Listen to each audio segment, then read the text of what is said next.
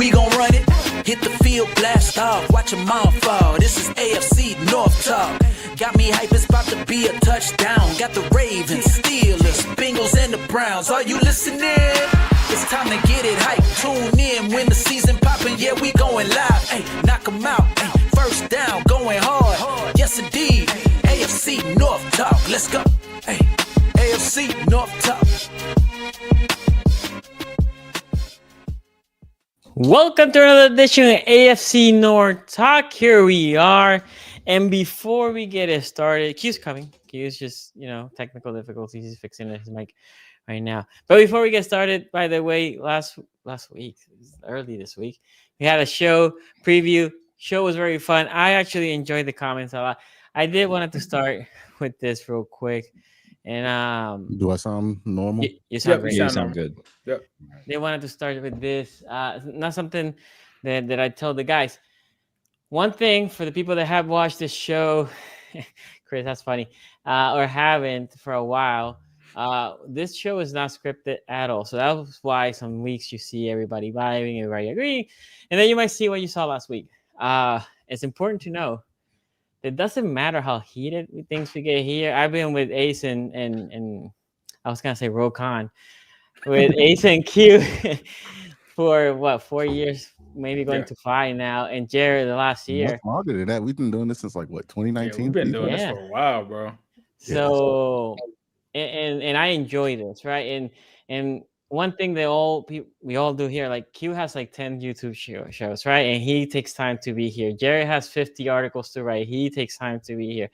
Me and Ace, other than the YouTube channel, have also the kids, and we take time to be here. So I appreciate everybody that is here. Not only you guys for watching, but for everybody for being here. And the thing I wanted to say, because the climate out there and early football season, doesn't matter how much you disagree. Me and Ace were talking before. I had no hard feelings. And any time you see co-hosts here, we had no hard feelings because we can debate and everything isn't fun, right? And at the end, after that, that was done. That was it. I got heated. I'm not going to lie. I was heated yesterday, but not here hating on Ace. He was just putting his point out. Yeah, we're never gonna debates are always gonna get heated sometimes from time to time. Me and Sonny, I don't think me and Sonny have ever had a debate. Not like that, no. Not like that, but it's all in fun, bro. It was nothing personal or anything like that. So, and I'm saying this because of the comments that I saw in the comment section, but people always get super parasocial whenever people pops out on the show, because I have this happen with Ace. And I remember we got in an argument one time about, I forget what it was. But I don't know, it happened every 3 months. Me and Ace getting passionate about something. And then every time it's oh my goodness, he doesn't like him. And I'm like, yeah. You can do it. And I'm saying this again. I know situation that is happening outside of this, and my prayers for everybody affected. And that also y'all go to away or stadiums, or when you have an away fan coming to your stadium, right? Also, I'm saying this because of the Lamar situation that happened, and I saw apparently the guy got jumped by somebody. All that is not necessary. You talk your trash, and it's all good, right? Nobody should go to the other line, right? Just enjoy it. Talk trash, put your points out there, and leave it like that. It is a game, and it's still life, right? This is not only for sport, for everything. So just enjoy it, and you can have a heated discussion, like I said, me and Ace had the other day, and then today we're just vibing, let's care about family and all that. So please, let's be good humans. That's all I'm saying. With that, let's get it started. The poll is out there: Steelers, Seahawks, and that's how we're gonna get this started. Mr. Bailey, what is your thoughts of this game? First and foremost, the Steelers are better than Seattle. This is a game that they should win. But there's a lot that needs cleaned up. We talked about that a little bit earlier this week, but run defense has to be better. That said, they don't have a Justin Fields under center where you got to worry about, Sam Darnold running the ball too much. So if they can slow down Zach Charbonnet and Kenneth Walker, then I think that they'll be good. And you look at the receiving core that Seattle has. It's Jackson Smith and Jigba And it's the same thing I said last week, where it's Garrett Wilson and Garrett Wilson. It's Jackson Smith and Jigba and Jackson Smith and Jigba. DK Metcalf revenge game? Yeah, I mean, that's kind of the narrative that people will talk. DK talked about that earlier this week. And, he was like, yeah, people are going to run with that. I'm not. How much of that's true? I don't know. I mean, it's, the team that drafted him, he was there for a long time. I'm sure he's going to want this. We'll see if he scores his first touchdown. That'd be kind of cool to do it against his former team. I would be quite happy with that. But offensively, I don't think there's too many notes outside of they got to run the ball better. They got to protect Aaron Rodgers better. Broderick Jones, watching that game back, I did a film piece for Behind the Steel Curtain on the offensive line play. And yeah, Broderick Jones didn't have a good game. Credit to him though, man. Like, he's one of the more professional guys on that team. Like, when he plays like ass, he'll face the fire, he'll admit it, and he'll, talk to the media about it. Aaron Rodgers kind of came to his defense where he's like, hey, I didn't get away as much as I should have, and I kind of ran into a couple of those sacks. So it seems like there's a lot of cohesion with the offense and understanding, like, yeah, the fundamental things got to get better and they got to, avoid the sacks more. But the passing game was good. They're facing, the Jets defense is a good defense. Similarly, Seattle's defense is a good defense where they're going to be facing Tank Lawrence and Leonard Williams up front. That's not going to be an easy task. Reek Woolen, Devin Witherspoon in the secondary, not going to be an easy task. I said last week it was going to be a low scoring game. And then obviously that didn't happen. It ended up being one of the highest scoring games of the weekend. But I'm going to say the same thing this week where I expect a lower scoring game. I'm not going to say 16-10, but like 23-17, 23-16, maybe somewhere in there. But if the Steelers can slow down the run better than they did last week, which they should be able to do considering the lack of a mobile quarterback, the passing game for the Seahawks, I mean, even if Joey Porter Jr. doesn't play because he's dealing with a hamstring.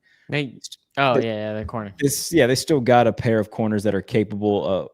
They got Jalen Ramsey, who's capable of taking things away. Darius Slay did not play well against the Jets, so I'm going to hold back on saying a pair of corners. Will Ramsey slide to the slot with Njigba likes to go, or do they? I feel like he'll follow Njigba wherever he goes. Okay, and then Brandon Eccles will come in with Slay on the outside.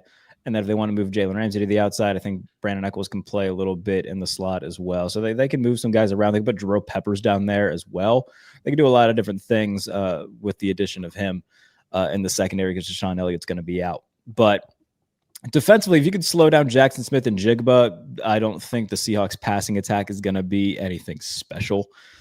That said, like, this will be the game where Cooper Kupp has 6 catches for 90 yards or whatever the hell after having a slow week 1. Hopefully that doesn't happen. But this is a game that, in terms of the big things that they need to accomplish, shouldn't be. I shouldn't say they shouldn't be hard, but it's not like they have a monumental task in front of them. It's limit the run game with Zach Charbonnet, slow down Jackson Smith and Jigba, and defensively you're going to limit the Seahawks in terms of what they can do on offense. And then offensively, keep Aaron Rodgers a little bit more clean, run the ball a little bit better, which isn't going to be a tall task considering they average less than 3 yards per carry in the first game against the Jets. So these aren't mountains that they have to climb. These are certainly just small hikes that they have to make up a small hill. And if they do that, then they should win. I would say this. I agree with you. The running defense should get better because there's no misdirection in this running game, right? Like against Seattle, not like what you were having against the Jets. The Seattle definitely is committed to the running. They rushed 22 times between their 2 top running backs, right? And they weren't super effective, but San Francisco is a pretty good front, right? So it wasn't like they were going against a weak front. The Steelers' front 4 is strong, and the linebackers should be also strong. So in theory, my assumption is here that the Steelers are going to say, you are better, you, sir, Mr. Darnold, you're going to beat us. And not with Njigba. Anybody else. I'm not going to allow you to run. I'm not going to allow Njigba to wreck the game. Anybody else, if you beat us, we'll tip your head. On the other side, I think the thing with the Seattle defense, I don't think they're great. I think they're decent. Now, McDonald's my boy. I think he's a great D coordinator, obviously from a Ravens defensive coordinator from a couple of years ago. But personnel, the front is good, but the Steelers didn't need to run last week to score points, right? That wasn't a thing. So if they don't run, although I understand you want them to run and they should not abandon that run, I think the Steelers on the offensive side will be fine. I actually think this game is a mismatch. I don't see it like, I think it's a mismatch for Seattle. I think the Steelers present things to Seattle that unless that they're running all over you, similar to what the Jets did, which again, I don't think it will happen. But if they do run all over you, but this is a different game. Now they can tie up a possession, and who knows what can happen. Because at that point, Darnold can make a play here and there. You don't depend on Darnold to win the game. But if they don't, if the run gets limited to about 3 yards per carry per running back, right? Or for carry between both, I think the Steelers win. I think the Steelers win by 10. I have them 24-14 Steelers. Q. Yeah, I mean, look, there are times where you have your statistical breakdowns and everything that you're going to believe and why you believe it. And then there are the other reasons that creep in there, right? I don't know if you guys saw how the Seattle Seahawks lost that game last week. Did you get to see that? It's like a fumble calls at the end. It was so much more than that, Ace. Yeah. They let the 49ers get down the field. Brock Purdy gets this circus touchdown at the end of the game. And then they get all the way to the 10-yard line with like less than 2 minutes left. And then they fumble. Sam Darnold fumbles. This is a team that, until otherwise, I cannot believe can be trusted in close games. And Pittsburgh is the team that plays the most close games in the NFL, right? So part of this to me is, do you trust a team like Seattle in a close game versus Pittsburgh? I do think they're a more talented team than people are giving them credit for. I think they played really well for the most part in that game, but unfortunately, when it mattered the most, they broke down. Like, they gave Brock Purdy hell. The secondary was pretty tough. There's going to be a nice test to see just exactly where Aaron Rodgers is at against the secondary. Obviously, Rick Woolen has a big mistake at the end of the game where he just decides to not attack an interception, but that should have been an interception, right? So we'll see. I think Seattle's going to pose a tough challenge to Pittsburgh. I think this is going to be close. But I think Chris Boswell ends this out with a field goal to win the game. Okay. Slim margin. By the way, the line, I was trying to look here on my phone. It's -3 in a close game. And like, I don't know, man. Y'all trust that brand? Y'all trust the Sam Darnold? No, I don't. I'm hoping they just on that hike. I'm hoping that they stack the box, have Ramsey follow and Jigbo wherever he goes, and just say, look, Sam, we're gonna send pressure after you. We're not gonna let you run the ball, beat us. Good luck, bub. And if he does, then you tip your cap, you move on.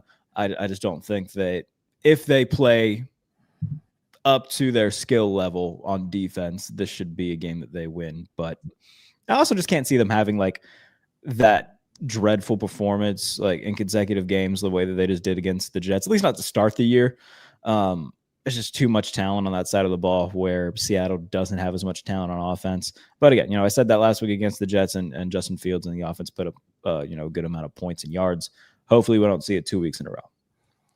To be fair, you guys also put a lot of points that we weren't thinking of. Yeah, that's fair. Which, again, I said this on every podcast, radio, TV, whatever I was on. I'm happy to be talking about a game where they won by scoring a lot of points and not the same game that I talked about for 3 years. Saying, they won 13-9. The offense sucked, but the defense did good. So I'll take that. So we have a couple of super chats here real quick. The 188 says Baltimore over Cleveland, Pittsburgh over Seattle, Cincinnati over Jacksonville. Then the 188 again says Keanu Benton and the Steelers defense. I don't know why you had to single out Keanu Benton here. He had a bad game. He had a very bad game. Yeah, but it wasn't only him. Anyway, line got ran all over last week. And Sonny, your secondary was barbecue chicken last week. Both units better get it together. And then Ray Rack here says, I hope the Browns are telling the players how disrespectful the Ravens having a 30th anniversary celebration with your first season was until 96 against the team they stole away. I got to tell you with that, man, like it means much more to the fans than it's going to mean to some 23-year-old cornerback who has no idea what the hell this is about. So I just don't know how much it's going to mean to the players. It means a hell of a lot to the fans. Yeah. To the players, I feel like it's not going to mean anything. I mean, sometimes you just need to be told other people care about this, and then you can get charged up about it. Maybe. That is fair. You know what I mean? Like, fair. you know how much random shit people get charged up about? You know how many times people on the internet get mad about a story they didn't know existed until like 30 seconds ago? Like, it's one of those things where it's like you can gaslight yourself into like, oh, yeah, I'm part of that disrespected group, and then jump into it and really feel it. I mean, at the end of the day, it's Browns Ravens, right? Like, there's gonna be animosity, right? There's gonna be a natural level of disrespect there. I mean, you've seen the quotes coming out all week where it's like, you know, the Browns are really trying to ruffle some feathers. I think this is a strategy of Cleveland too. They want Baltimore to get out there and feel like they got to prove a point or try to be overly aggressive, because that's going to play right into what Cleveland's going to try to do this week. I agree. Okay, Ace. Seattle and Seattle and the Steelers. I think that this game favors the Steelers. I mean, I'm just not a believer in Sam Darnold. I know he had the great season last year. I just don't see him going to another team and just having this amazing season. I think identity-wise, based off of week one, these are two different teams. One team that likes to pass the ball. When you're looking at what Pittsburgh was able to do, they passed the ball 62% of the time. This is going to be a Seahawks team that's going to try to run the ball. So obviously the Jets had success doing that. Is that going to translate against the Steelers defense? That's yet to be seen. The DK Metcalf thing is interesting because obviously he's been over there for a long time. Obviously he's had to practice in training camp going against those corners. So do they know his tendencies? Do they know his secrets? How is that going to play in the game, and vice versa? He probably knows some of the corners' weaknesses as well. Is he going to be able to exploit those? What is he going to say in terms of offering up a strategy against that team? That remains to be seen. But I think Aaron Rodgers going into this one, especially with it being in Pittsburgh, you know, there's no kind of delay or anything like that with the time zone change or anything like that. So I think that this is going to definitely favor the Pittsburgh Steelers here. I just can't see – I can see it being a competitive game, but I just can't see the Seahawks beating the Steelers at home with Sam Darnold as their quarterback. I just – I can't see that happening.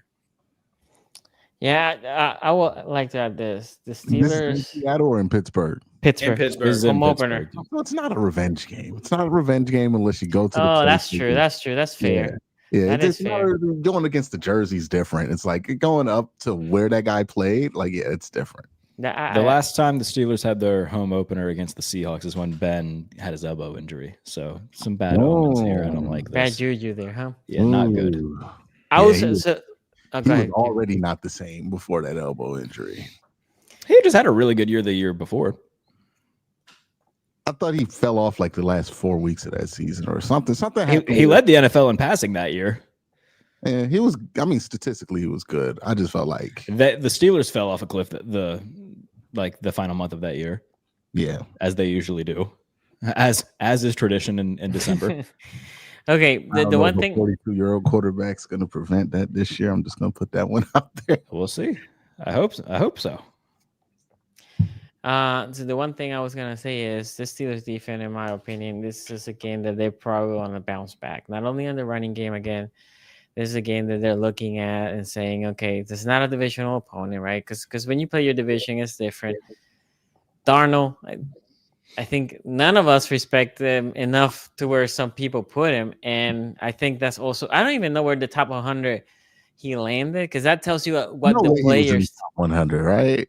But that's what I was going to say. That was what he probably was. Because the top 100 tells you what the players think. Yeah, it's strictly, by the way, I don't even think it's the players doing that. I think they pretend to do that, and it's just like, all right, we're going to have a secret panel do the top 100 players from the year before. He was 72. Yes. 72. Well, no, they vote for it. It's like a survey thing, but it's like any survey. Who's really I think they put the top 10. That's what it's weird. That part of it is weird that they all put 10 random players. Like, that's kind of crazy. Yeah, it's and by the way, that's my thing right there. I promise you, precisely 0 people put Sam Darnold as a top 10 player in the NFL. His teammates could have 0% shot that that's all the players. I'm telling you. Whoa. Sam Darnold can vote for himself. I guess so. Who was the one not putting himself in the top 10? That's fair. Oh. I don't know when they tally these votes. Like, is this during the season? No, I think it's after the Pro Bowl. After the Pro Bowl, the response rate has got to be terrible on these things. Pat Sertan, when they asked him who's number one, and he said myself. He was like, it's just me. What you think? Miles putting himself at 2? Okay. What do you think is the fan vote for this one?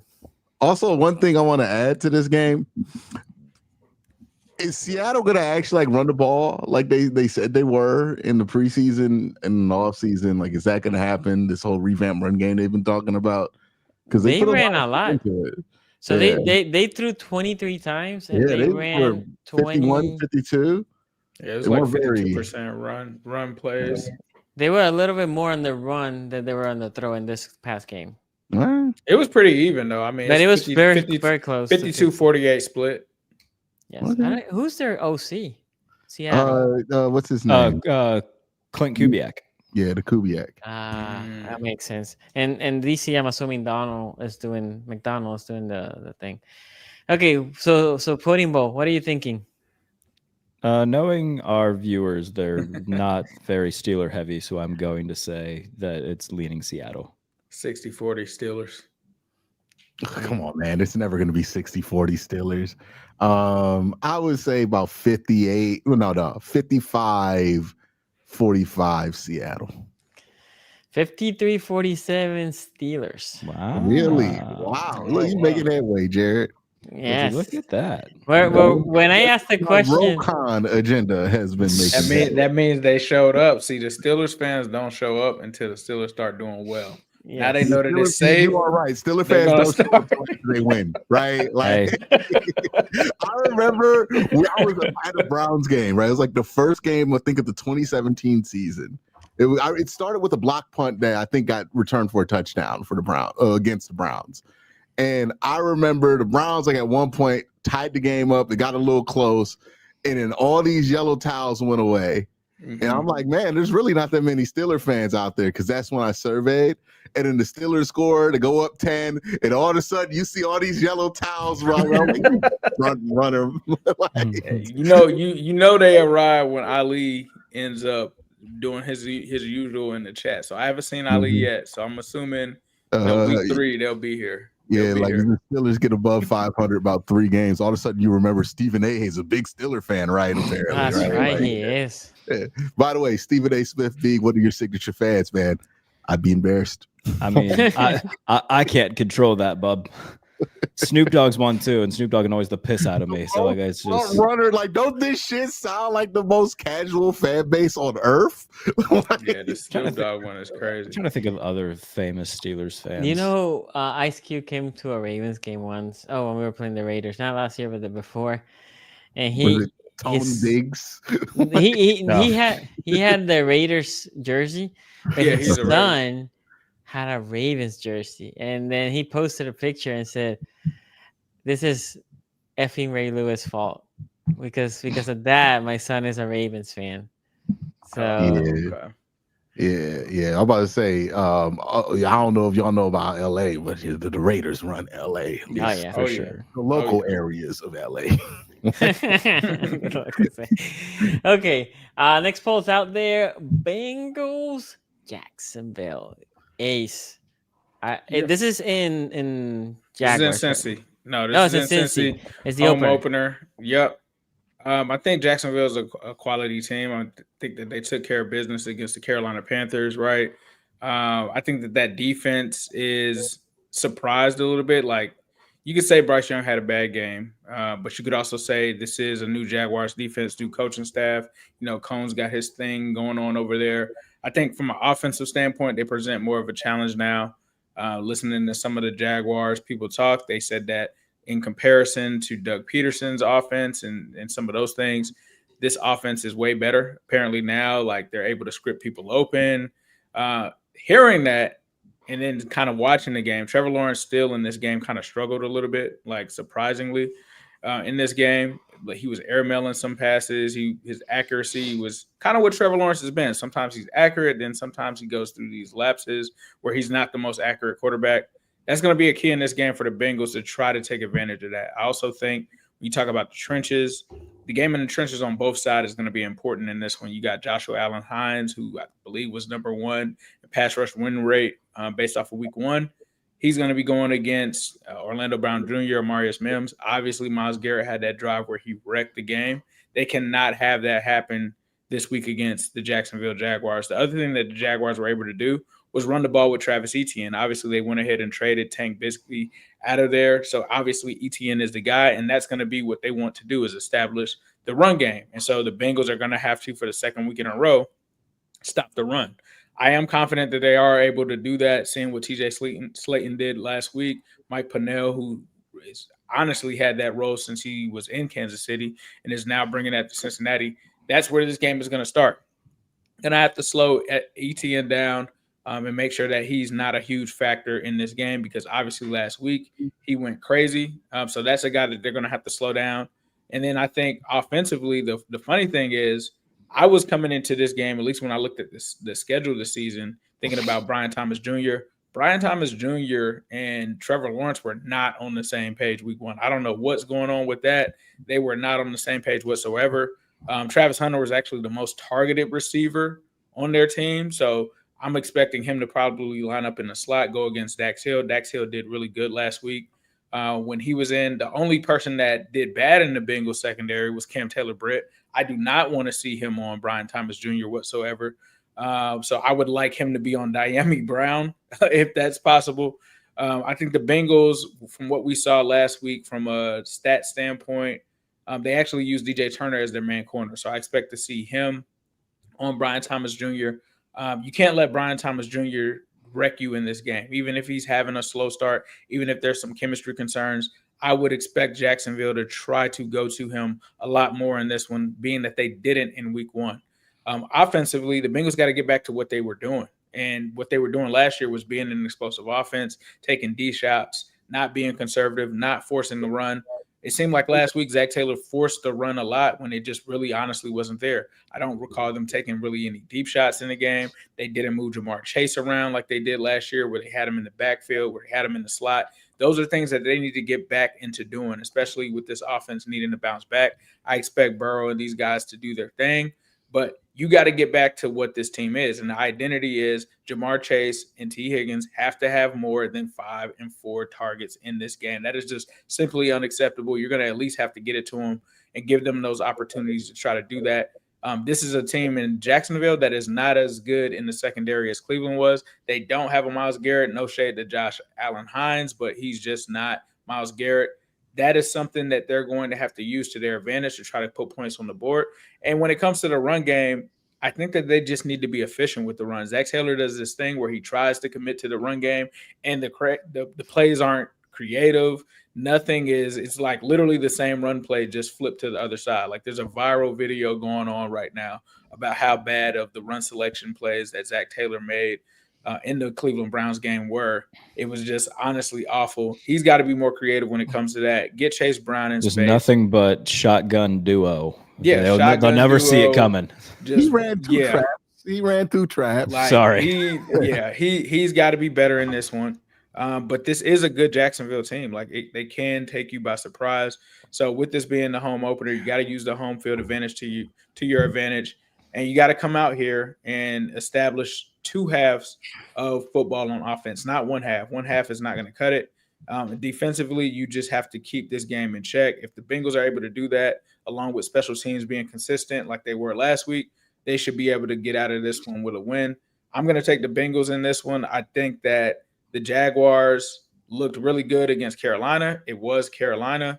And I think that there were, even though they looked that good in that game, they probably should have honestly have scored 40 in that game, and they kind of slowed down a little bit in the second half. So if they do that against the Bengals, I don't think it's a situation where the Jaguars are going to be able to get up on them early and often and try to just sit on a lead. So I think the Bengals will be the aggressor this week, get out to that lead. I know that Chase, Burrow, and them, they're embarrassed about how they performed last week. They're going to want to push the envelope to make sure that that offense gets started the right way. So I'm going to take the Bengals in this one. I think the Bengals win this one. I think it's going to be a close game still. I probably take the Bengals 28. 28-24. I'll take the Bengals 28-24 in this one. Jerry? Yeah, this is going to be a big litmus test for both sides in terms of Jacksonville. I mean, like I said, they're the team that I picked to win the AFC South. You beat up a Carolina Panthers team that you should have beat up, and that's good. But now you're going to be playing a Bengals team that is a much higher tier in terms of talent and expectations. So going on the road to have to do it, I'll be excited to see what Trevor Lawrence and the offense looks like. And then in terms of Cincinnati, yeah, they won week 1, and that's good. Joe Burrow said it after the game, hey, we'll take it how we can get them. We didn't get these close wins last year, so I'm not going to complain how it got done. But similar situation where I think Jacksonville is better than Cleveland. And so home opener, what's the energy going to be like? Joe Burrow versus Trevor Lawrence, I think it'll be a very fun game. I'm going to lean Bengals just because the talent offensively, I think, is greater than what Jacksonville has. Although I love Brian Thomas. Hopefully he and Trevor Lawrence can get on a little bit more of the same page this week. And I love Trevor Lawrence. So I think it'll be somewhat back and forth because both teams have defensive deficiencies that both offenses can take advantage of. But I will go with Cincinnati by 4 to win. But I think if you're the Jaguars, once you are walking away, you're saying, all right, we kept it competitive with a really good team. And I think that will kind of set the tone for them being the front runners in the AFC South. And then Cincinnati being 2-0 can kind of, set their own trail for what's coming for the rest of the season. But if they can start off 2-0, they'll be very happy about that. Q. Yeah, I wouldn't sleep on this Jacksonville defense. They got 40% pressure percentage. They got good pass rushers, man. Yeah, last week against the Panthers. And it's hard to project because none of us really think very highly of the Carolina Panthers. I'm surprised to hear nobody really mention what could be an X factor in this game. And that's, not even ETN. It's Travis Hunter, right? Like, I think he's going to play more on the defensive side of the ball this week. I think when we talk about Travis, I talked about this pre-draft where everybody kind of gets obsessed about, like, splitting him per game, and is he going to be 50-50 here? It's going to be 50-50 over the complete season because some games you're going to have him major in being a defensive back. Some games you're going to have him because you need the extra, pressure on the offensive side of the ball, or you think a team can't tackle. I think this is going to be an interesting week because the one thing I don't think Cincinnati really did well defensively against the Browns is tackle. Like, there was a lot of missed tackles in that game. So I think they're going to try to just simplify things this week and get the ball to Brian Thomas Jr., early, let him get some yak opportunities, maybe even throw a couple of screens the way of ETN, who's made for doing that kind of workload, right? Like, they're really going to attack that part of Cincy. The big question here is Trevor Lawrence, right? I've talked about this for a while. Jared's high on Trevor. I'm not high on Trevor. I think Trevor is past the point of flashing, and he's just inconsistent at this point of his career. He's always been an inconsistent guy. Even in college, you go back to Clemson, there's some inconsistency there, right? Amazing second year of college football, third year, pretty forgettable. Right, kind of reminds you of Jameis Winston's college career, where it's like 2 great years. Well, did Jameis do 2 or Jameis did 1? Jameis didn't do 3 seasons though, did he? He did the second year you're talking about is when he threw out them interceptions. He won the national championship. Yeah. Comparing Trevor Lawrence to Jameis Winston should instigate some deep and visceral rage within me, but continue. I don't think it's that far. I want to say Trevor Lawrence doesn't throw as many picks as Winston. Jameis. I will give him that. He's not Jameis, but man, but he hasn't lived up to the hype. Year 6, he's the victim of expectation. Like, I don't think that's his fault. But if I had to look at, the top 12-ish quarterbacks in football, I would put Trevor in that group. Is he the victim of expectation? Like, I don't know. I just think most people expected him to be better than Burrow. Yeah. Because I remember that talk, like, back when it was happening. I don't know, like, I could get not wanting that, right? Like, if that's what we're saying, oh, well, he's not better than Joe Burrow.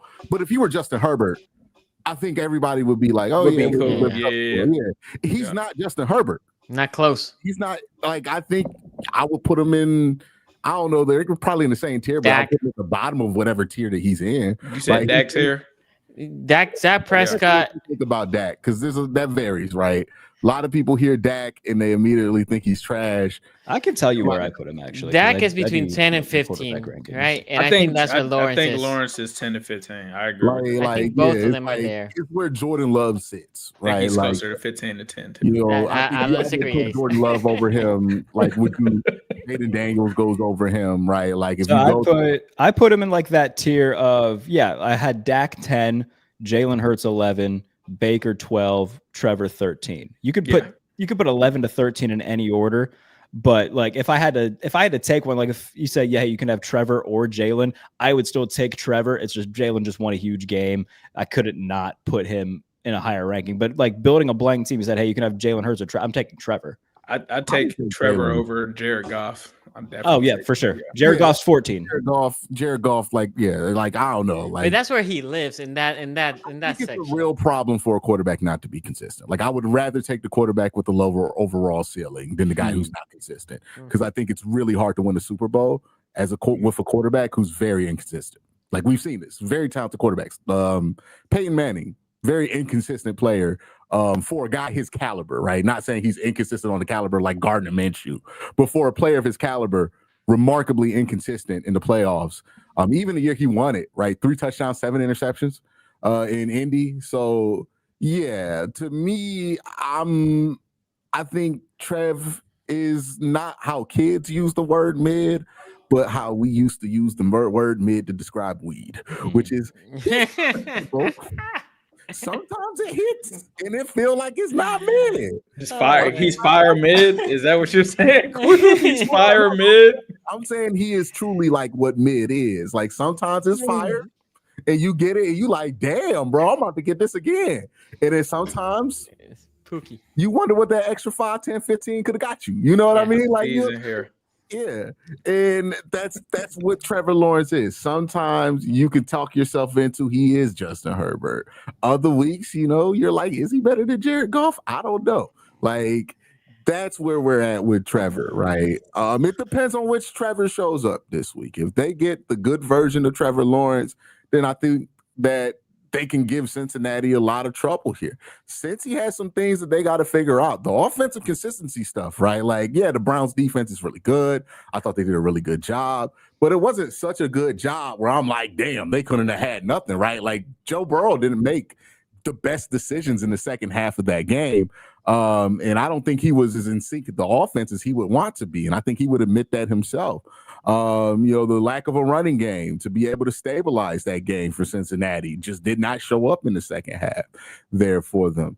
I'm going to take Jacksonville purely because I think the NFL and football gods want to laugh at me for being excited about getting this first round pick from Jacksonville this year. So I'm going to go Jacksonville. Also, like, I do think since he does have some early season stuff they need to work on, Jacksonville coming off a hot performance, they're going to be very confident in what they're doing. And if Trevor can be accurate in that intermediate part of the field where you can really attack guys like Cam Taylor-Britt, then there's going to be a lot there for them to get. Also, like Cincinnati's defense, are they going to tackle better than they did last week? Because that was the thing that stood out to me in the preseason, was like the tackling was god-awful.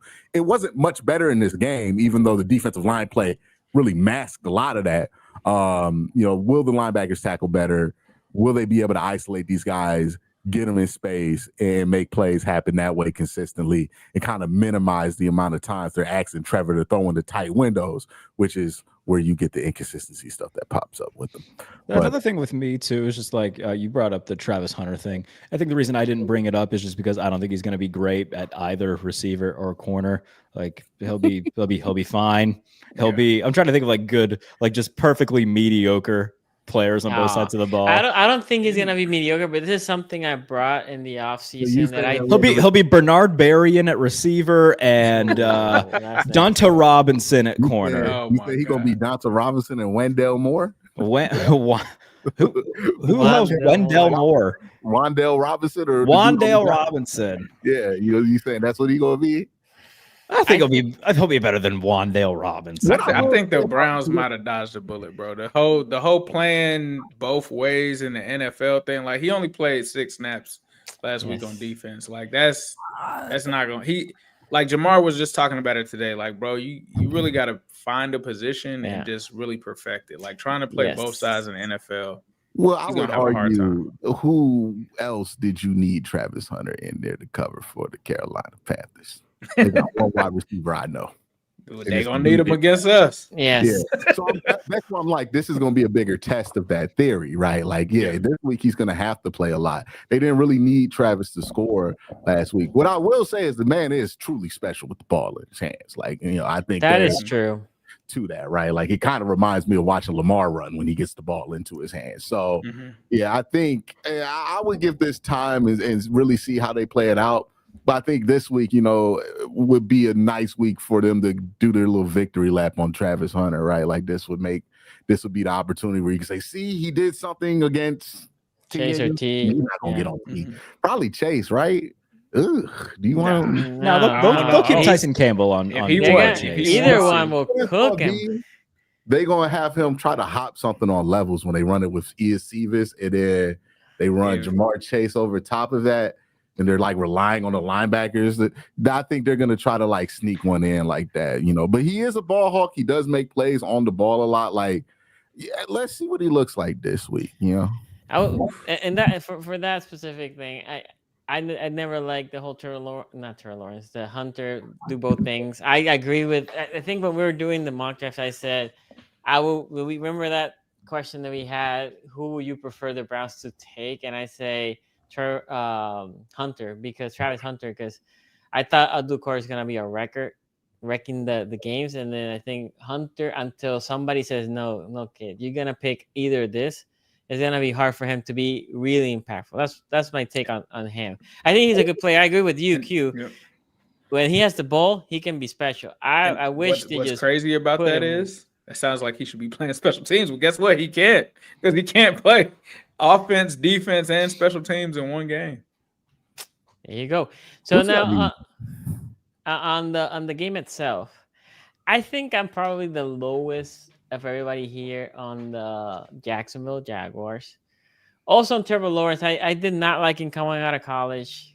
Some people call him the Prince. I'm like, this guy's not that great.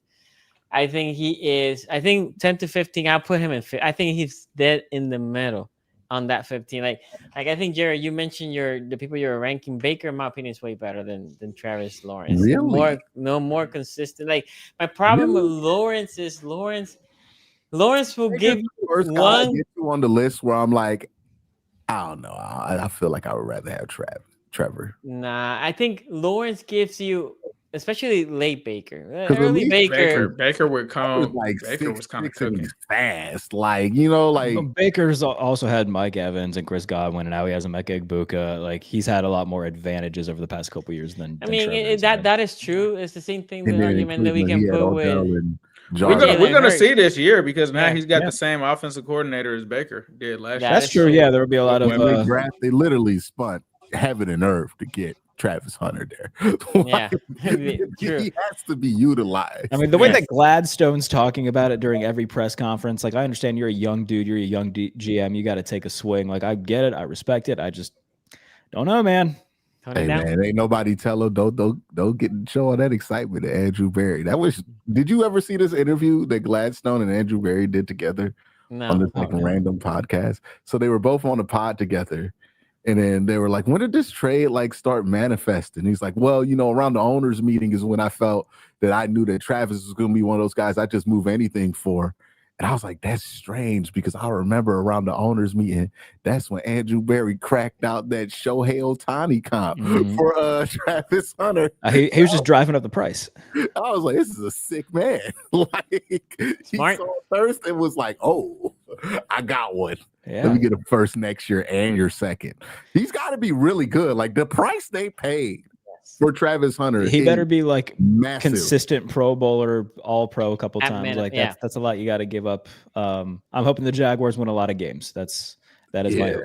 Yeah, there's two ways you get out of it. Either Travis is so good and it makes Trevor better, and people say I don't care, it got Trevor where he needed to be, or make the playoffs. You just win so much that nobody cares. Nobody cares. Right. No, if they win a bunch, then yeah, it doesn't matter. And I guess that's where I am. Your way out this, right? And I think this is where me and you, Jared, differ from this team. I don't think they're that good. I think they're gonna be good because of that division, because they are better, significantly better than the Titans.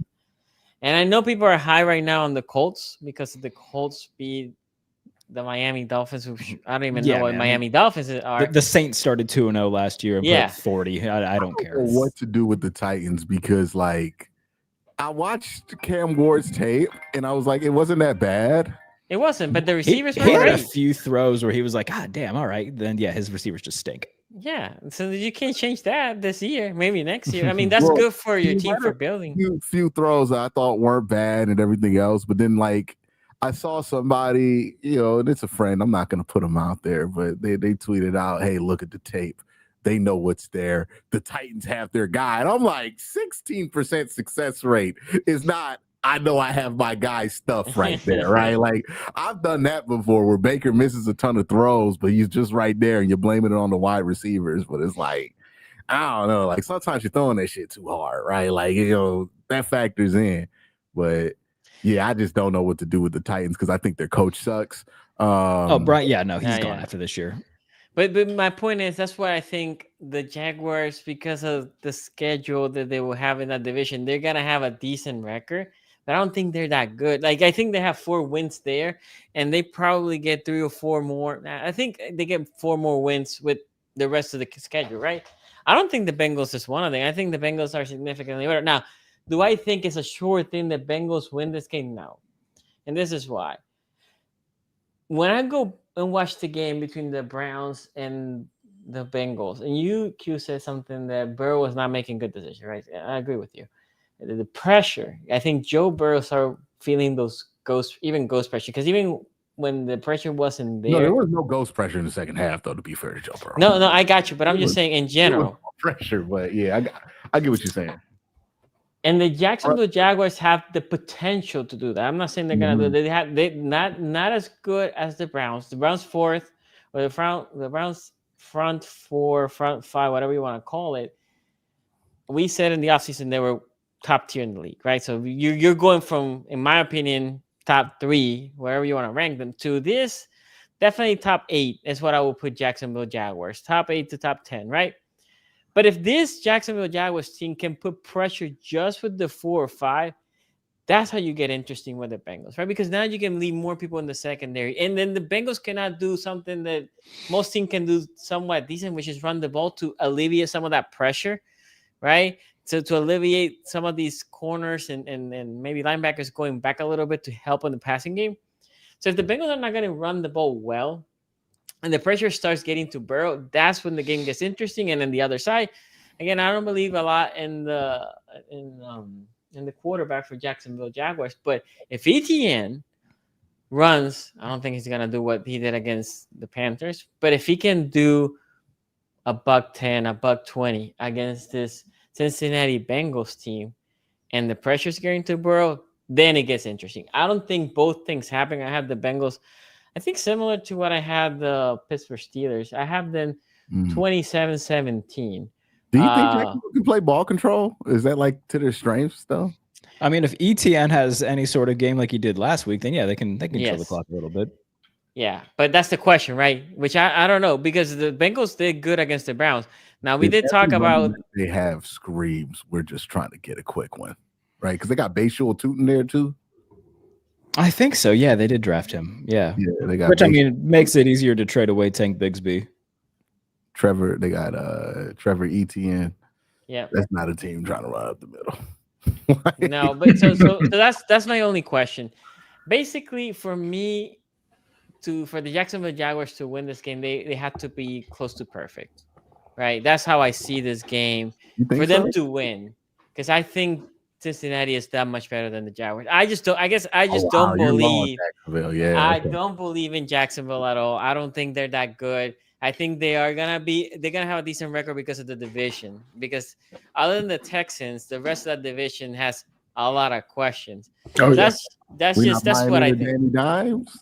Nah, absolutely not. And he was in the 23, 25. No, his name is now Indiana Jones. They're saying Indiana Jones.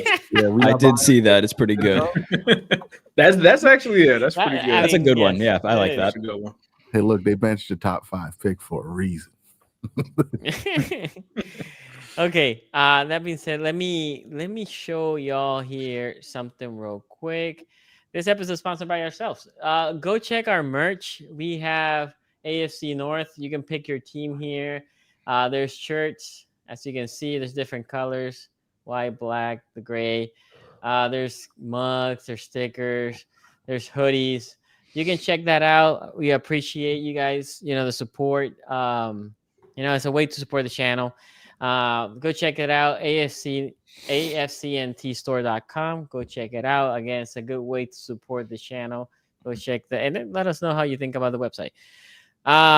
Okay, what are you also thinking about adding some interesting new products?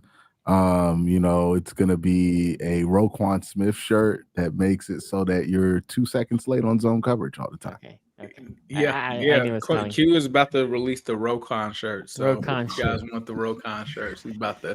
Yeah, I think I'm going to create a line of Steelers stuff with Scotty Miller and Ben Skoranek on it, with Aaron Rodgers in the middle that says "Exciting Whites" across the top. We I think cannot that would be good. shirt. You don't think so? No. Why not? We gonna get in trouble. Would it be better if I put premium crackers? Absolutely. That's even worse. No? All right. Absolutely not. We cannot. No. My goodness. Yeah, what is the fan vote for this game? What is the fan vote in this game? The Bengals represent. So put it on the poll, Sonny. Can we sell these based off of my last episode appearance? I'm taking that into account. I'm gonna say 52% Bengals, 48% Jaguars. What do you think, Jared?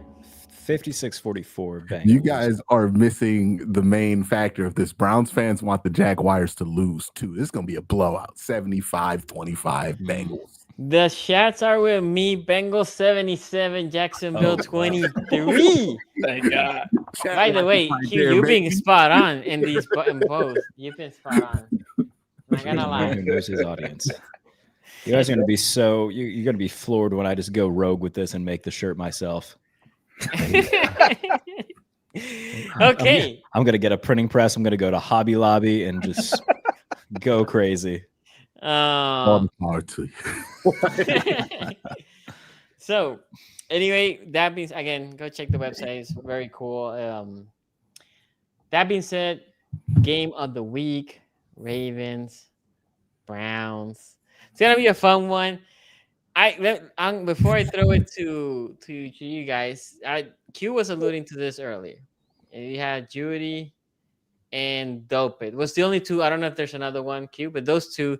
Judy saying the corner. We don't know worry about the corners. Almost like their corners can cover. And then Dope was asked, "What do you think about tackling Derrick Henry?" And he was like, "It's not difficult," or something in that line. I'm not trying to perfectly quote him here. There are players who play with Derrick Henry right now that when he was on the Titans gave that same answer.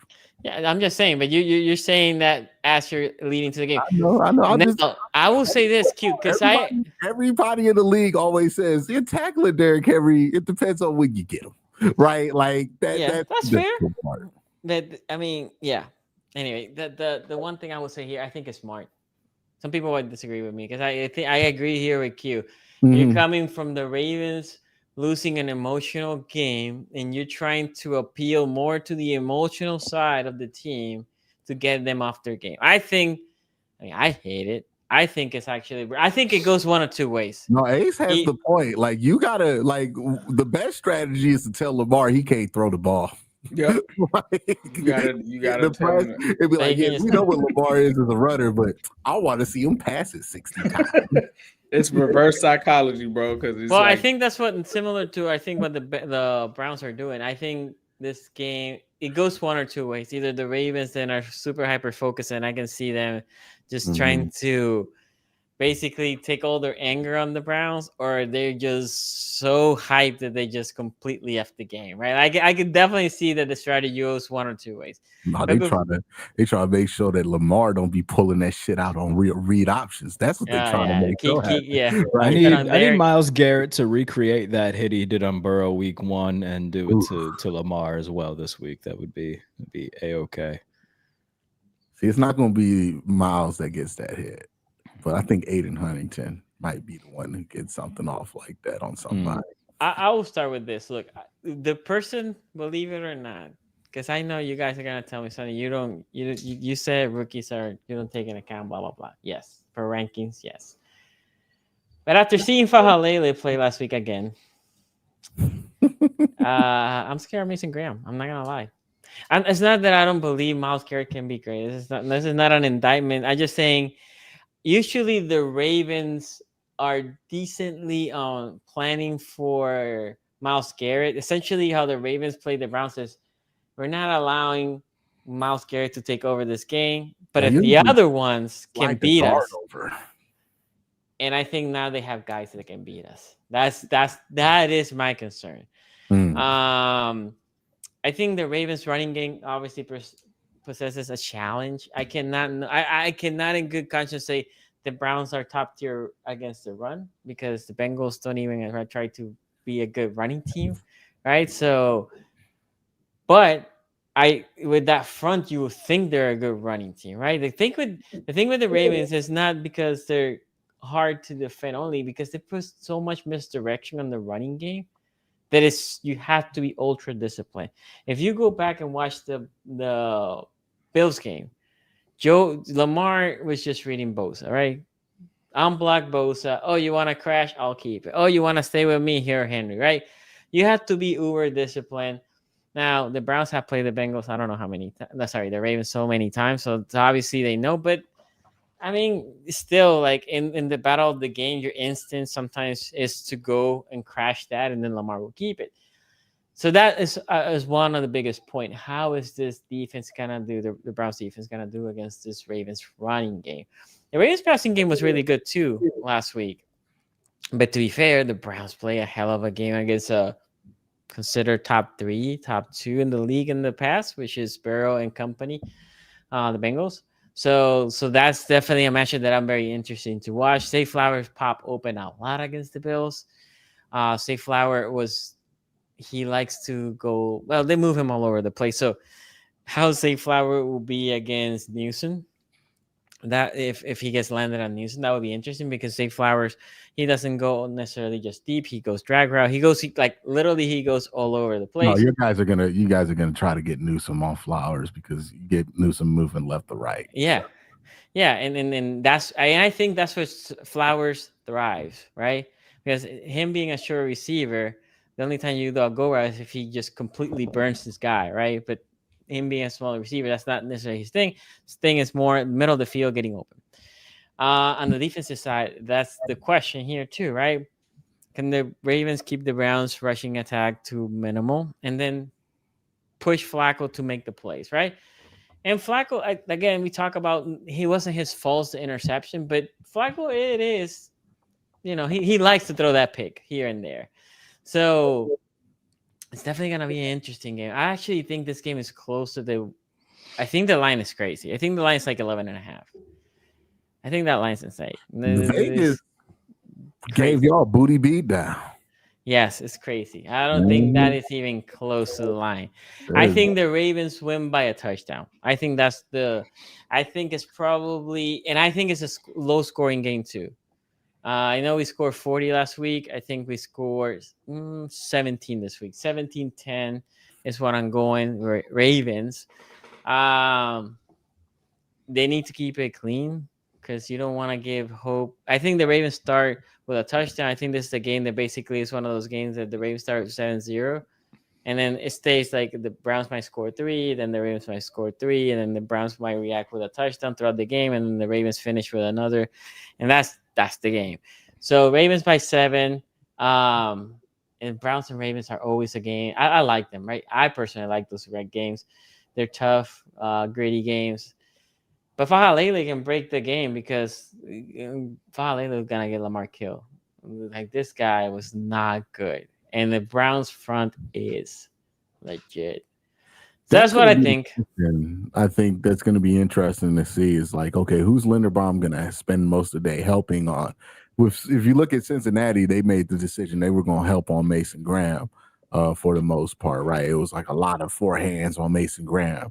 Are they going to help Mason Graham and then allow, either Voorhees or Falele to get that one-on-one with Malik Collins or Shelby Harris or maybe Mike Hall if he's back?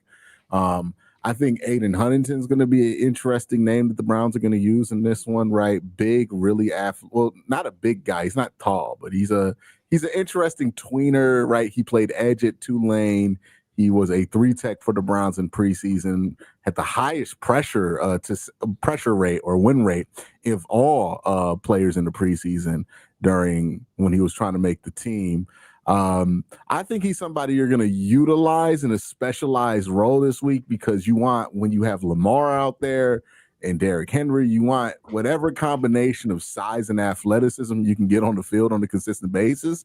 You want that, right? Because that's the only way you're going to catch up with Lamar Jackson. We can talk about, you game plan this and put 7 different corners out there and do with the Chargers, all this stuff that you could throw out there with Lamar. It really comes down to how good of an athlete do you have out there. Now, the good thing for the Browns is that they have the one guy on earth that can make Lamar Jackson hesitate on an RPO because Miles can match him with that level of athleticism, right? They're going to be able to play a bit of a chess game here. So, yeah, I agree with Sonny. It's going to come down when the Ravens have the ball at least to what happens on that defensive line. I expect the Browns to be really aggressive. Look, quarterbacks like to go deep and their threats running the ball, Jim Schwartz loves to blitz those guys because he's like, I'd rather just try to get a sack than let you sit in there, make a big play, or let you sit in there, scramble around and get a big play, right? So I think they're going to be really aggressive towards Lamar Jackson, try to get downhill, try to attack him. I wonder how Carson Schlesinger is going to be used this week too. If we're flipping it to the other side of the ball with Cleveland, I think Nate Wiggins is the guy they're going to try to get a lot of shit matched up on. Now, Nate, he's not bad. And I don't want to say like, just because you're game planning against somebody that player's bad. But that does mean that you feel like there's something there that you can exploit. And I think Cleveland's going to think that there's something there that they can exploit with Nate Wiggins.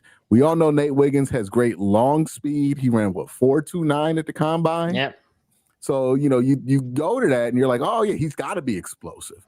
But you watch the tape and you look at Nate Wiggins, the man's not explosive. I was like, whoa, why doesn't he look explosive? He ran 4.29. I checked his 10-yard split. You want to know what his 10-yard split was? Somebody guess it. Not good. Give me a guess, Jared. I don't know. He ran 4.29. 10-yard, his 10-yard split? Yeah, his 10 split. I got to tell you, I don't pay attention to 10 splits, so I don't even know what a good number would be. 1 point something? I don't know. He ran the same 10 split TJ Watt ran. Okay, well, that's better. That's okay.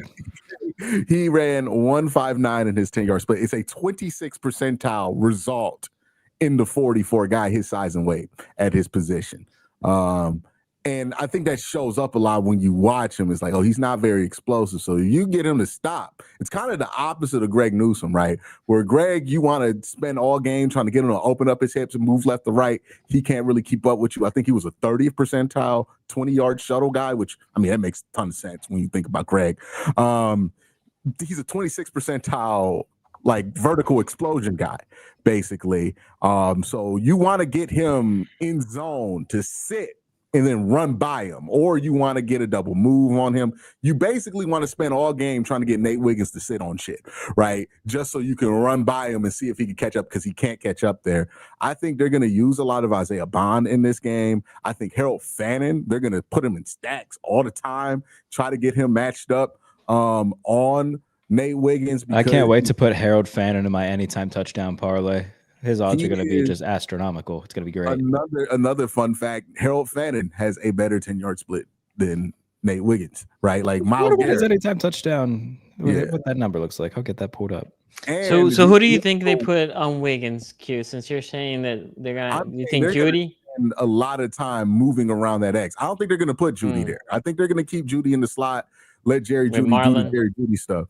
Yeah, like they'll live with that matchup. They'll be fine with that, and then see what they can get with David. They're probably not going to get a ton there with David, right? But I think they're going to try to create some explosive plays with those two rookies. And I think the Fannin one's interesting because he's much, much, much bigger than Wiggins, right? And that's another area where people have concerns about him. So I think they're going to really focus trying to get explosive plays against him there. If we're talking about the play-to-play stuff, I know where I'm going with this. I know. Look, you're not going to create explosive plays on Roquan Smith. I'll give him that. Pursuit angles, the ability to tackle, still does that at a very high level, even though he did miss a pretty big tackle in the fourth quarter of that game. And, hey, ain't it crazy how a lot of these Roquan Smith bad plays, what happened to Roquan? They happened in the fourth quarter. Because I remember one, Najee Harris. Did he get a gimme those? No, it wasn't a gimme those, but he beat him. Yeah, it wasn't one of these. No, it wasn't one of those. It wasn't one of He those. ran past him though. He did. He ran past him. Yeah. So that's another thing, right? How much zone are the Ravens going to play in this game? Because Roquan is god off at zone now. I've watched his like zone snaps last year on third down. I was watching him against Buffalo. He is very conservative in zone coverage, which is to say he does not react. He's just focused on trying to get that tackle there. And if you do that in this against this Kevin Stefanski offense, I think that leaves a lot of room for plays for David Njoku, right? Now, again, it's Roquan. I don't expect David to do the thing where he breaks a million tackles and gets a 40-yard explosive on that play, but that could get you first downs in a game like this. Kyle Hamilton's going to be the X factor because he's the guy they could put on the line, have him pop up on some pressure and ruin all of that for the rest of the game, right? So the Browns still have to stay turnover free. I am interested to see, does Quinshon Judkins play in this game? He did full practice today in pads. I think their plan is to get him out there in some capacity. They desperately needed him on the goal line against the Bengals. Do you think right? the league comes down on his whatever? Because I know the league met with him before this game. I think he's good to go. So they're gonna not suspend or do anything with him? No. If he gets suspended, it's just not going to happen this week. Okay. Yeah, and he's not going to be put on the exempt list. Like they would have been done that. Yeah, that would have done that. Yeah. So yeah, I mean, he could play this week. I think they desperately needed him. There was a goal line stint against the Bengals where I'm like, yeah, man, we need a hammer in there. We were out here asking Raheem Sanders to be the hammer. That's not a good thing. So I think that the Browns are going to catch some people by surprise. I also am factoring in the historic levels of disrespect coming into this game. I mean, like, yeah, the Ravens are basically dancing on your grave, and then they have a 11-point. They're 11-point overdog. 11 and a half. So what, they think they're going to win by 2 touchdowns on you at the very least. Yeah, this is a lot of disrespect that's being thrown towards a team that did just hold an MVP candidate and the best wide receiver in football and all. You might argue another top 10 wide receiver to 7 yards of total offense and a half of football. Like, this is a lot. You know, and this is a lot for a team that just blew a 15-point lead on the road. So I think the Browns are going to come out, surprise people. Big balls this week. I got the Browns. Okay. Before I throw it to Ace and Jared, I have some super chats that I forgot to read, so I'm gonna read them now. Thirsty Dude here says, I can see a karma upset coming in Balt and Bmore because of what they're doing. Flacco should play with his Super Bowl pre-game. It's over. If they what? Sorry. If they bring a Modell out. I'm sure the video tribute will have Modell. No. I mean, if they go, hey, and to get us started, whatever your opening crowd cheer thing is, no, they already know. So somebody in the chat said it's Aussie. It's Aussie doing it.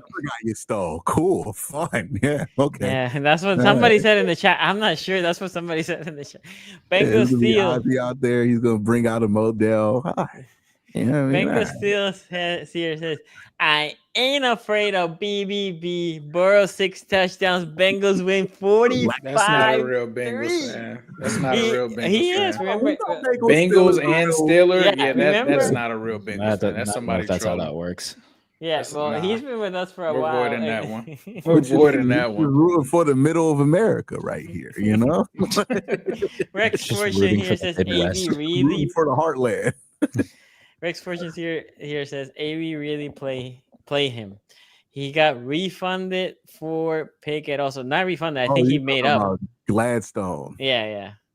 Oh, okay. I was gonna say. I thought we were talking about Antonio Brown, and I was very confused. Yeah, no, we call AB Antonio Anthony the GM for the Andrew Berry. Andrew Berry. Thank you for the Browns. Okay, Ace, what are your thoughts on this game?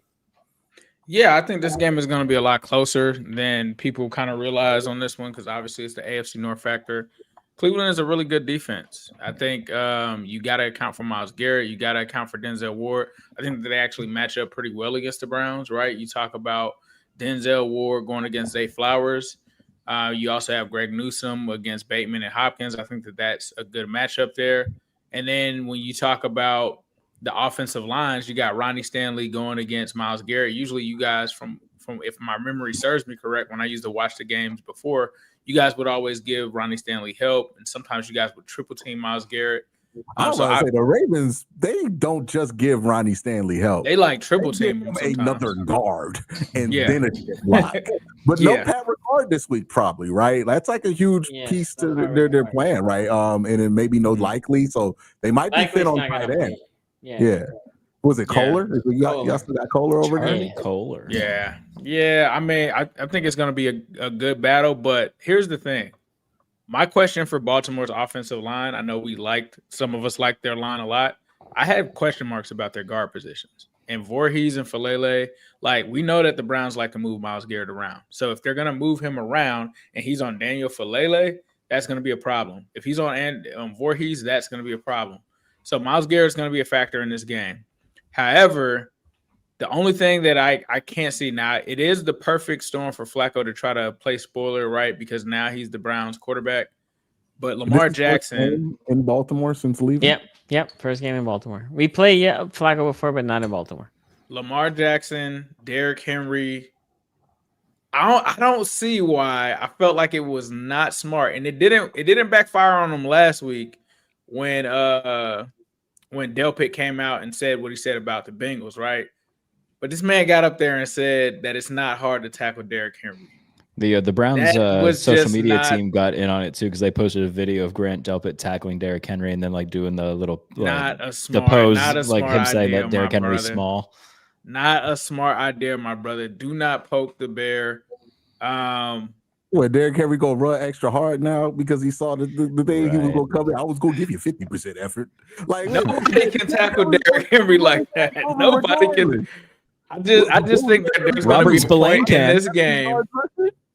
There's going to be a point in this game where Derrick Henry's going to break to the outside, and him and Grant Delpit are going to be in open field. Hey, I respect having the balls to put yourself in that position if you Grant Delpit. Because he should have did it with the Lamar thing. Safety who's scared, right? Of the challenge there, and what with Derrick Henry, it's like. You think he wasn't going to headhunt a safety if he saw him out there? He was already. He was, but I think now he's just going to go out of his way to specifically find Grant Delpit. And if that makes him make a bad football decision, then good. Also, did Derrick Henry need more motivation? He just fumbled away the fucking game last week. But that's true, Q. But I think it plays more into your advantage if you get the Ravens to throw more than to run more. And the reason I say that is you guys have the corners.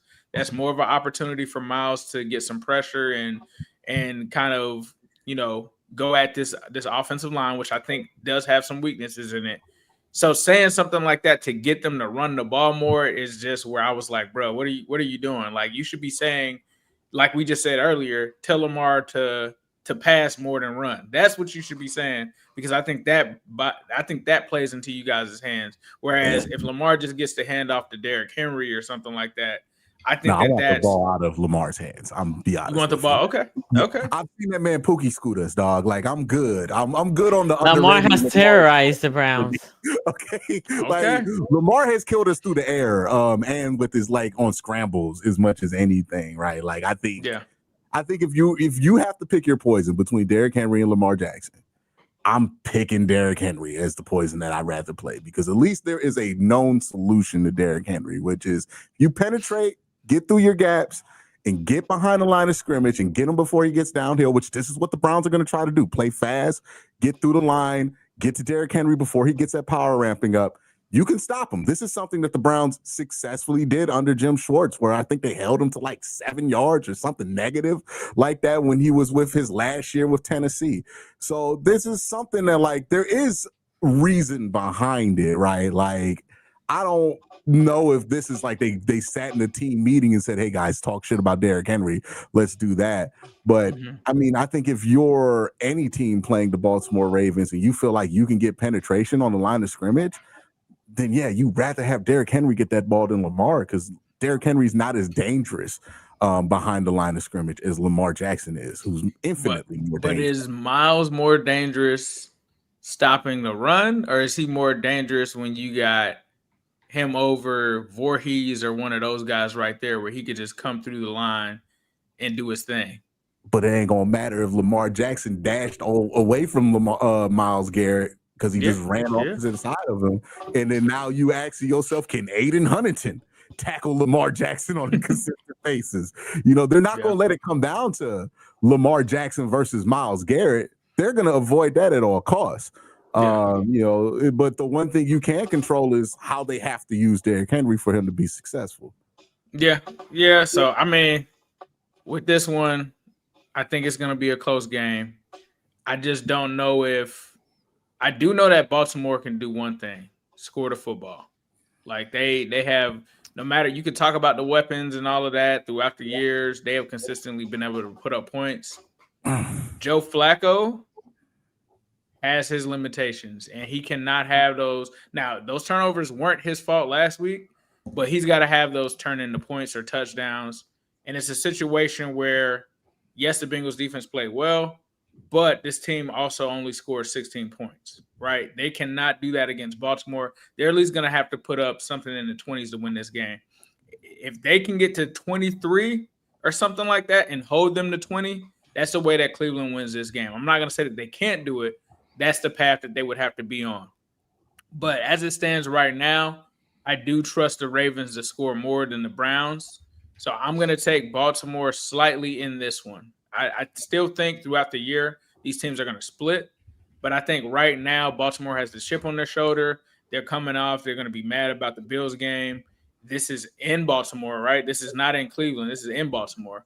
So it's hard for me to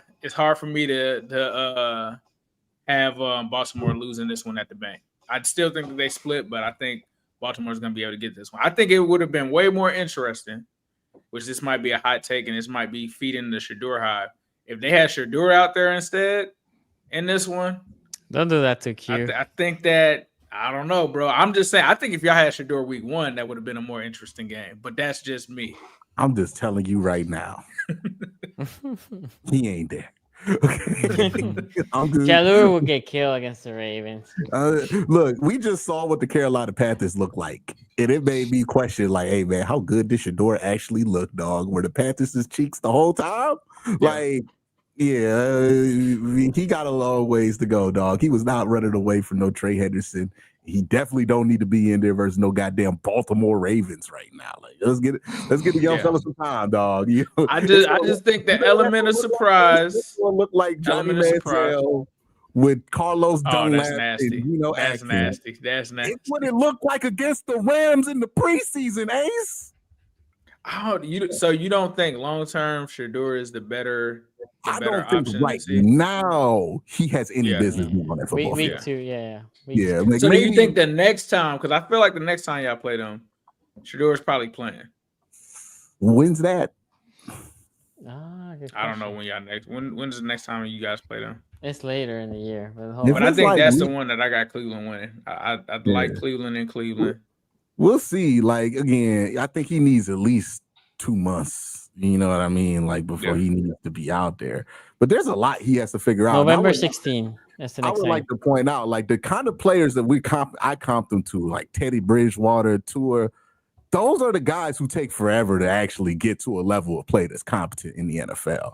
Like I know people, since it's familiar to what you see in the NFL, it feels like it should translate faster. But the dudes who pick it up quick are the guys who, like Lamar, who just like, I'm a better athlete than everybody else. The guys who rely on all that skill to win, it takes a real long time for that skill to get up to level to where you can live with it on the NFL. I mean, we still wait for Bryce Young to do the shit. And Bryce Young, he was way better in college football than Shador was, right? So, yeah, it's just for a prospect like him, it's going to take a little while, I would say. Like, I don't think that's the kind of guy who comes in week one, day one, ready to go. That's the kind of guy that you just have to give the rookie quarterback excuses and start wheeling out that goddamn Peyton Manning graphic, right? Like, that's the kind of guy that I think Shador was always going to be. It's more about what he does later than any time soon. But yeah, Joe Flacco, I was at them practices, dog. Joe Flacco's clearly better than the other two quarterbacks they could have played. Ace, anything else? Nah, so I got Baltimore in this one, but I don't think it's that far-fetched that Cleveland could possibly steal the game, especially like the storyline would be crazy because you got Joe Flacco going back to M&T. You got the Ravens celebrating this 30-year anniversary. So, like, if they were to lose that to Joe Flacco, that would be a crazy headline. You think this game ends with a Roquan Smith interception? Roquan Smith interception? That'll be great. Absolutely not. Absolutely I'm just saying. Like, we're going to find out how much the universe hates me or not. Because if Roquan Smith ends this game with the interception. Pick six. Can you imagine a pick six? Yeah, Joe Flacco underthrown ball, and it just tips into Roquan's hand. I'm just like, all right. I'm not gonna do anything risky for like 3 months. Really, Jared, with the big man. One of the I think last year, one of like the bigger things for me, like in the beginning of my time here, I said that the Browns were gonna beat Baltimore in Cleveland, and the Browns are gonna beat Baltimore in Baltimore on Sunday. You know, we've seen like just the fact that it's in Baltimore, that doesn't make a difference. I mean, they beat the Ravens with Deshaun Watson a couple of years ago in a game where Baltimore seemed to have it in hand, and then Cleveland came back. Was it about 14 or 15? What was this? Something like that. Yeah, because Kyle Hamilton had that early pick six in the game where like he batted it up in the air and just walked into the end zone. That was a really cool play. That was the game. That was the game that in the last drive, Kyle Hamilton. Deshaun Watson literally just threw it to Kyle Hamilton. They actually, if you go back to that go back and watch the highlight, there was no Brown in the frame, and Kyle just dropped it. And that would I said they could have taken a knee after that.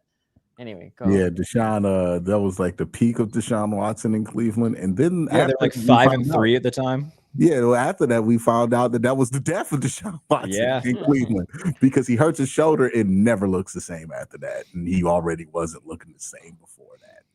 Yeah, and I think that with all of this stuff going on, coming off a horrible loss, I think that that's a little bit mentally draining for guys. And you could say, they're certainly going to be playing with a chip on their shoulder, but I think the mental aspect of it is equally as you can look at it from that angle as well, where it's like, oh my goodness, another huge lead that we had in hand that gets blown. And the Browns and Ravens seem to split these games. AFC North as a whole just seems to split.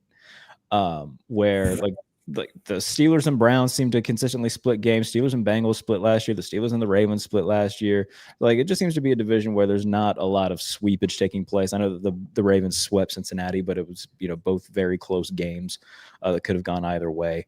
So I don't think it's going to be a blowout by any means, but I think that the game will be kind of similar to what we saw last year in Cleveland, where it's back and forth, and then maybe Cleveland just has a late splash play. Maybe I should throw a Cedric Tillman anytime touchdown into this because he had a big score last year in that game. Perfect timing. Whoa, look at that. So yeah, And I picked the Ravens last week, which is something I never do in terms of just like, I picked with my head instead of my heart. I'm going to pick with my heart this time. And the heart always says never pick the Ravens because we hate the Ravens around these parts. And so I will pick Cleveland and Joe Flacco to win in his homecoming game and to have Baltimore start 0-2 because that's what I want to happen. My head says Baltimore probably wins and wins by like 8. My heart really wants the other thing to happen. So we'll go with the heart this week. Okay. Also, do we get one of these weird Lamar Jackson fumbles a lot games? Perhaps. There's once a year. Once a year. Usually like there's a couple.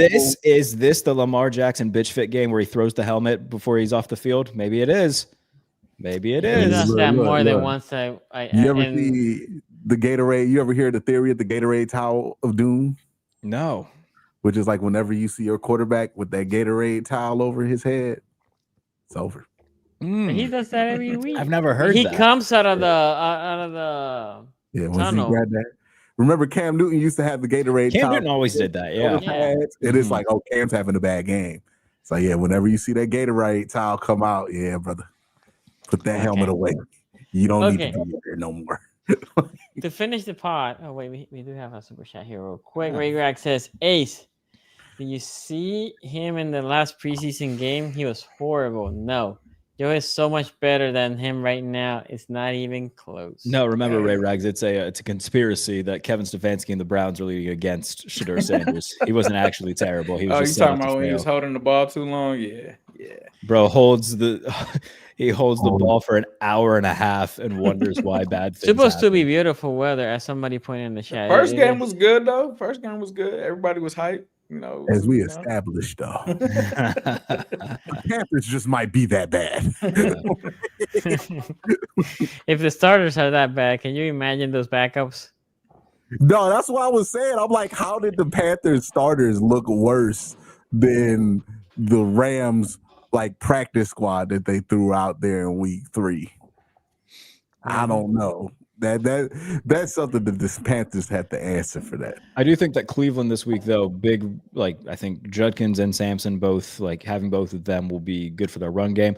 And legitimately, Harold Fannin, I'm betting some props for Harold Fannin this coming week, man. I think that drawing just a big red X on the middle of the field against the Ravens, just send his big ass there, tell him to park it wherever 0 is. Him versus Roquan is, I don't know. That might be. Who's the other off-ball linebacker that I'm forgetting in Baltimore for whatever reason? Well, we don't have Trent Simpson. But Trent Simpson, as I said before, he has not played great, right? And then they have been playing. They play this week. I don't know the splits, but I felt like Simpson played the least between the two. Teddy Buchanan was playing more than him. That sounds like a coach. 4th round pick. Rookie. That sounds like the random from name. Cal. Sounds like a random name generator for year 8 of a Madden franchise. That sounds like somebody we're going to be talking about being a defensive coordinator. Sounds like the Ravens are going to be taking a linebacker early again next year. Yeah, so Trent Simpson, he hasn't been able to take the job. This is a rookie. So in some passing situation, they were just going Roquan, right? Bring back Malik Harrison. And then they were take him. No, Tyus Bowser, man, he's gonna come back. Okay. That being said, pick him. We said that we were gonna say our picks for the pick him. Yeah. I have this week the boys. Where's the link? The link for talking about Survivor, right? Yes. Yeah. I'm gonna put there. That's right now the URL that's in my chat or my. Hopefully, it doesn't make me have to do a million things to log in. I'm taking the Cardinals this week, bro. I'm going with the Cardinals. With whoever the Panthers are playing strategy because it worked week 1. So 2-4. Only 6 people got eliminated. There's too many to count. Maybe Let that's me tell 40. You, Pittsburgh. I picked you last week. You made me nervous. Oh, you made me nervous. I think you might have been the only one that picked Pitt. For me? Yeah. Oh no, there's 2 people. I've already lost for the Survivor because I picked the Chiefs week 1 and that ended up biting me. Yeah, it was a mistake. To be fair, Jared, I think you were choosing between that and picking the Patriots. So, I was actually, yeah. So either way, I was. yeah, you were. Maybe don't listen to me for Survivor picks. Apparently, this one will probably, this one will probably be fine. Do you really trust Arizona that much? No, he distrusts the Cardinals. I trust that the Panthers are hot garbage. That's what I trust. The Panthers are hot garbage. I'm not going to pick the Bills this week because I'm going to pick the Bills next week because they're playing the Dolphins at home and they might win by 90. Like, bro, when Chuba Hubbard is one of your franchise cornerstones, that's a problem. It's hashtag. You know what? I'm going to be risky. Ooh. Detroit's a good one to pick. That's the one I was going to pick, is to pick the Lions. Who's Detroit playing? The Bears. Oh, the Bears. The Bears. Ben Johnson homecoming. That's a division game, though. The two that I would pick are both division games because it's Dallas versus New York. That's another good one. Y'all living a dangerous life. When am I ever going to pick Dallas again? I'm picking Dallas. Y'all are living, I picked Dallas to be a dangerous life. Picking Jared Goff without Ben Johnson. That's all I will say. I agree with you here. Dangerous life right there. I'm picking Dallas. They're going to find out. It's coming from a guy that saw what Andy Dalton looked like with Hugh Jackson and what he looked like without Hugh Jackson. I'm picking Dallas. Yeah, I'm getting at home. up. But here's the thing. Chicago's not going to score no points, man. Yeah, that's like it is Chicago. It's not great. Remember what I said before the draft? Chicago is the one franchise that can draft both Marvin Harrison Jr. and Caleb Williams, and I'd be convinced they're going to stink because they went to fucking Chicago. Yep, that was crazy. And then they rolled him out there with the number 18. Caleb Williams is going to be amazing for his second team, but that first team, yeah, bro, it's over. To be fair, I thought about after watching him in USC because I remember him in Oklahoma and I was impressed. Then he went to USC. And I was not impressed in the 2 years there. And I know that's your Clinsbury. He need to pick that Baker Mayfield path on his story mode, buddy. The Browns can trade for him for next year. I just think that he is. I thought that he was Trevor Lawrence as the same when I saw him in college. I'm like, these two guys look good in college. I don't know if they're gonna be this good in the NFL. It is the Bears. The Bears never can get the quarterback right, so I'll give him that benefit, but. Man. It'd be kind of brutal if he went from the Bears to Cleveland. Like, let him get a couple of other stops. And then go to Cleveland. He can be a save of the franchise. Huh? He can save the franchise. Yeah, like Baker had to go to the Panthers and then, had to roll through Sean McVay. Like, I can see San Francisco being in Sean McVay or maybe, the Minnesota being in Sean McVay and then we scoop after that. Can you imagine Sean McVay fixes him because he's Caleb is from California. He's Sean McVay. Yeah, that's what I'm saying. Because they need a quarterback in a year. Yeah. That would be something. Yeah. If the Bears struggle this season and they're like, yeah, Caleb's not the guy. Sean McVay says, all right, I'll give you a third for him. And they say, all right. I knew it was trouble for Caleb Williams when he was 10 of 11 and they pulled the camera to Ben Johnson and he was very unsatisfied with what he was doing. And I was like, oh, I remember this. This is what it felt like when Baker was like 80% completion percentage in 2020. And Kevin's just like, what the fuck is this guy doing? I gotta tell you too, man, like my good friend Tyler Dunn did a really good 3-part series at Go Long. That was just a big expose on everything that went down behind the scenes in Chicago last year. If you're not subscribed to Go Long, you absolutely should be. Ty's incredible. And after reading that, I was like, yeah, I think I'm out. I think I'm just kind of out. So that's just kind of where my opinion is when it comes to Caleb Williams and the Bears. I just don't think it's going to work. He's still young, right? I just think that's what I said pre-draft. So he'll be back in the LA too. Yeah, it just makes too much sense. He just again, from what I read in that report, it just sounds like his whole mentality is I'm Caleb Williams and you're not. And it's just like, all right, Bob. Which it was what Baker used to do, to be Q's point. There is some life that just needs, because people are like, oh, he needs to be humbled and all this. I'm like, well, you can't individually humble nobody. Only life humble you. Yeah. And it sounds like life need to happen to Caleb Williams. You know what life happening to Caleb Williams looks like? 1 year with the Raiders, right? I can go 1 the year with Panthers. Panthers, okay, battling it out in training camp Bryce. with Bryce Young, baby. Oh man, That is what life. Look what That would be battling it something. out with Sam Darnold did for both Baker Mayfield and Sam Darnold. That is true. They That went is to true. football jail and came out changed. So, well, I didn't say this. What would you think was the prediction here from the fans, Browns, Ravens? I bet the 60-40 Browns. yeah Browns fans are gonna outweigh Really, I that. don't know. Y'all both be deep in these AFC North talk streets. It's gonna be pretty. 60-40 Browns and you, Ace. What do you think? Obviously, I can't say because I see Man. it. I'm gonna go 53-47 Browns. 64-36 Ravens. No, Browns. Oh, there you go. Whoa, 64? 64-36. You brought them out for this That's episode. I don't know, crazy. man. Y'all might be in trouble, man. I don't That know. is crazy. That's Man, that's you big. thought I was wiling on here after 0-1. God help you if they go 0-2. You always tell that Ace works in like code because he's always like, no, I'm gonna go 53. Well, Aaron Butler ain't been here, dog. So maybe some of the Ravens people headed out. I don't know. So anyway, You said Raven fans left after the first half. They was funny because I saw that Yeah. comment last week. Somebody was like, "Where's Aaron Butler at?" Yeah, I he ain't haven't been seen here in Aaron a Butler. minute. Yeah, I haven't seen him in Aaron Butler followed me everywhere, dog. He follow you You can too, always Quincy? tell what team that they think is the biggest threat because that's where those guys will be. Because I He remember like followed. 2020, they was on my ass, boy. They was worried about the Browns that year. They was on every video. This guy thinks the Browns are good. I'm like, dog, he was on the Cincinnati network. He wasn't even that man was so dedicated. It wasn't even me and Zim. He was on the other show. I said, man, okay. It's like seeing So we'll be back next week previewing this game. Remember our store, AFCNT store.com. I don't think we're going to have Jairus production there, but go check it out. It's a way to support the show. Jeff's gonna have to open his own Shopify. Bunch of haters. Thank you for watching us. Thank you for the people in Super Chat. Make sure you like, hit the comment, give us your game prediction in the comments, and we'll see you next week.